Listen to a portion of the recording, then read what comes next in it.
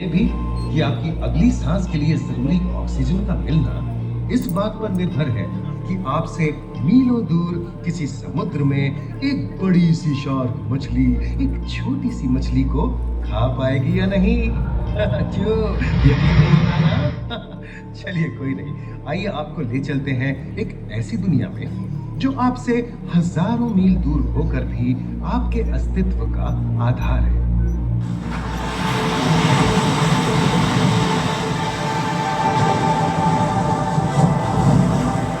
ये महासागर है, मीलों दूर तक फैला हमारे जीवन का केंद्र, जिसका पानी हर देश की सीमा से परे है।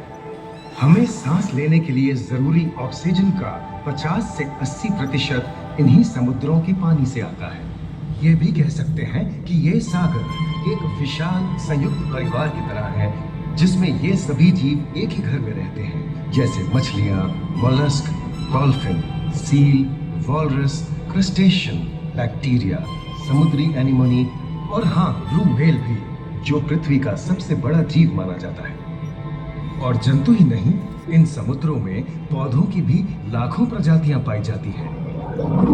इन विशाल समंदरों का पानी हमारी पृथ्वी का लगभग 3/4 हिस्सा है। इस धरती पर 5 बड़े महासागर हैं: आर्कटिक, अटलांटिक, हिंद, प्रशांत और दक्षिणी महासागर।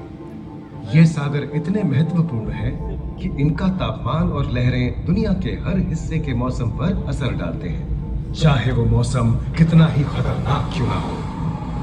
हमारी ही तरह पानी के नीचे पनपता हर जीवन सूरज की रोशनी पर निर्भर है। जी हाँ जनाब, सिर्फ ये जंतु, मछलियां, पेड़ पौधे ही नहीं, बल्कि बैक्टीरिया जैसे सूक्ष्म जीव भी सूरज से ऊर्जा पाकर खिलखिला उठते हैं।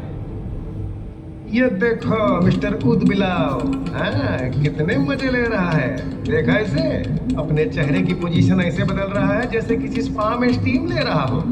आहा, और वो चली मैडम व्हेल इठलाते हुए सन बाथ लेने। और ये जोकर मछली यानी क्लाउन फिश, ये तो गाना भी गाती है भाई, बिना किसी सुरताल के। हाँ, ये राख समुद्री जानती है, और कोई खतरा महसूस होने पर ये कभी हुर्राती है और कभी चहकती है। क्लाउन फिश है ना। और ये डॉल्फिन हमारे स्मार्टफोन से भी ज्यादा स्मार्ट है। ये अपनी आवाज का इस्तेमाल सोनार की तरह करके एकदम सही दिशा में तैरती और एक दूसरे को संदेश भेजती है। जी हाँ, ईमेल या व्हाट्सएप से भी तेज। मूंगा चट्टानें यानी कोरल रीफ दुनिया की सबसे विविध इकोसिस्टम्स में से है। इन चट्टानों को अक्सर समुद्र के वर्षावन कहा गया है। आई, समुद्र में वर्षा, अजीब बात है ना? अरे दरअसल इनका नाम इनके आसपास बसे इन जीवों की विविधता के कारण पड़ा है। इनमें से कुछ मूंगे गर्म उथले समुद्र में, तो कुछ ठंडी अंधेरी गहराइयों में रहकर हमारे इकोसिस्टम के संतुलन को बनाए रखते हैं। पौधे हमारे इकोसिस्टम का एक बहुत ही महत्वपूर्ण हिस्सा है और पानी में ऑक्सीजन का सबसे बड़ा स्रोत है। इस नीले पानी में मौजूद कई पौधों में से एक बहुत ही महत्वपूर्ण पौधा है फाइटोप्लैंक्टन, जो पूरी दुनिया की ऑक्सीजन की जरूरत का लगभग 50% बनाकर हमारा अस्तित्व बनाए रखता है। इन समुद्रों में पहुंचने वाली सूरज की रोशनी की मात्रा के हिसाब से उन्हें 3 क्षेत्रों या परतों में बांटा गया है। सतह के सबसे नजदीक वाली परत को यूफोटिक जोन या सनलाइट जोन कहा जाता है। जाहिर है कि यहाँ सूरज की सबसे ज्यादा रोशनी पहुंचती है और 90% समुद्री जीवन इसी परत में मौजूद है। अगली गहरी परत को डिस्पोटिक जोन या ट्वाइलाइट जोन कहा जाता है।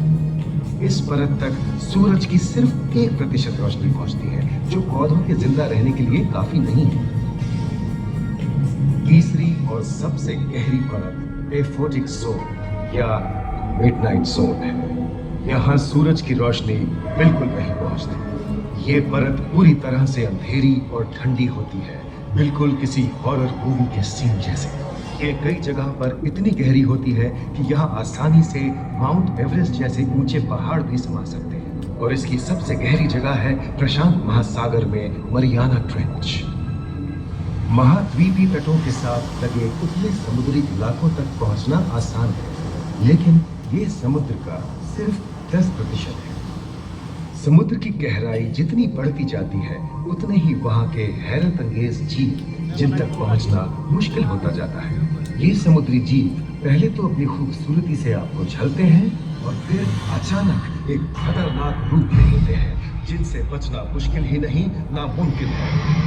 पर ये क्या, अचानक ये रोशनी कहां से आई? ओहो, ये तो जेलीफिश का झुंड है जिनकी रोशनी एकदम डिस्को लाइट की तरह लगती है। वाह, ये हुई ना बात। अब सभी बड़ी छोटी मछलियां इन चमचमाती डिस्को लाइट को देखकर पार्टी करने आएंगी। और फिर यही रोशनी उन्हें बेरहमी से दबोचकर उनका शिकार करके अंधेरे में वापस गायब हो जाएगी। लेकिन सभी शिकारियों को छलावे से लुभाना नहीं पड़ता। सबसे घातक शिकारियों में से है शार्क, जैसे ग्रेट व्हाइट और टाइगर शार्क। शार्क आमतौर पर सूरज ढलने के बाद अंधेरे में शिकार पे निकलती है समुद्री जीवों का यमराज।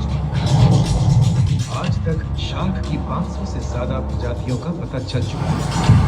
ये हर तरह के खुले महासागरों में, मूंगे की चट्टानों में, आर्कटिक की बर्फ के नीचे और समुद्र की अंधेरी गहराइयों में पाई जाती है। और ये है समुद्री घोड़ा, जो तबड़क तबड़क नहीं, छप छप छप छप करता है, यानी दौड़ता नहीं, तैरता है। हमने इन समुद्रों के बारे में बहुत कुछ जाना है, पर अभी भी बहुत कुछ जानना बाकी है।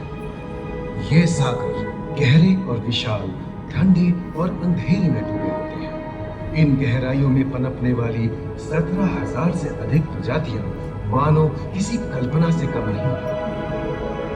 किसी खूबसूरत एंजल की तरह दिखने वाले जीवों के साथ साथ न जाने और क्या क्या देखने को मिले।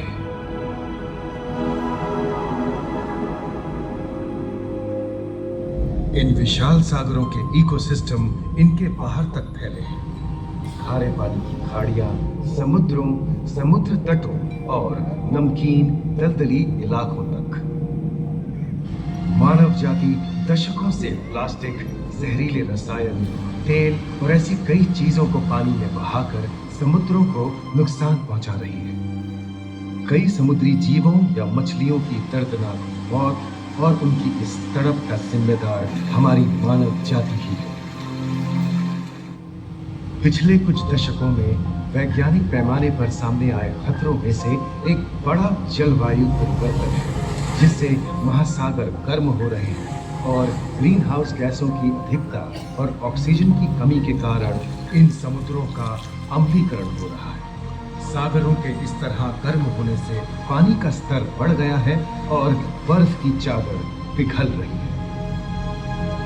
इस विनाशकारी बदलाव के परिणाम स्वरूप समुद्री जीवन खत्म हो रहा है और पूरे इकोसिस्टम के लिए ऐसे खतरनाक हालात हम ही पैदा कर रहे हैं। हमारी आने वाली पीढ़ी का भविष्य इस बात पर निर्भर करता है कि क्या हम आज अपने निजी जीवन से प्लास्टिक को हटाने जैसा छोटा कदम उठा सकते हैं, या फिर हम बड़े स्तर पर सख्त नियम बनाकर उन्हें लागू करें, जिससे समुद्री संसाधनों का दोहन और प्रदूषण कम हो। याद रखिए, बात हमारे अस्तित्व की है, तो बदलाव की शुरुआत भी हमें ही करनी होगी।